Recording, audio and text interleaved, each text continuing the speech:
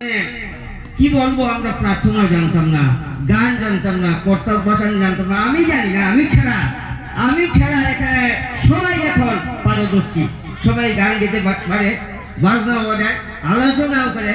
তবে আমি একটু গান দিয়েছি শুধুমাত্র, আমি না বলে পারছি না। এই সৎসঙ্গের উদ্যোক্তা আমারই সহধর্মিণী আজকে নেই, তিনি প্রেরণা দিয়েছেন, যার জন্য আমরা প্রার্থনা করতে পারলাম। প্রয়াত শিমুলদা দেওঘর থেকে একটা ক্যাসেট এনেছিলেন, মানে প্রার্থনা করা আমরা শিখবো কিভাবে, এই করার জন্য। তার কোথাও ভুলতে পারি না। আর সৎসঙ্গ আমাদেরকে কাঠিচড়ার হরকুমারদা, স্বপন ভাগিনা, আরো অনেকে, টুবলু শর্মা, এরা আসতেন। আসার পরে আমরা প্রার্থনা শুরু করতাম। একদিন শিমুলদা বললেন, আর আমরা আসবো না, তোমরা যদি সৎসঙ্গ চালাতে পারো চালাও, আর নতুবা আমরা আসবো না।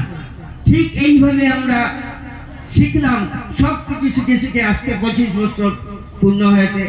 একটা জিনিস, এই 25 বছরের মধ্যে ঝড় টনটা অনেক এসেছে, কিন্তু সৎসঙ্গ কিন্তু বন্ধ হয়নি।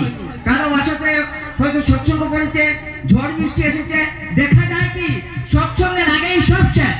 মাত্র একদিন 2012 ইংরেজিতে একটা ঘটনা ঘটেছিল, এমন ভাবে বৃষ্টি পড়ছিল আর আমরা কেউ বেরোতে পারছি না। তবে সৎসঙ্গ হয়েছে আধা ঘন্টা পর, নইলে আমরা সময় মতোই সৎসঙ্গ শুরু করতে পেরেছি।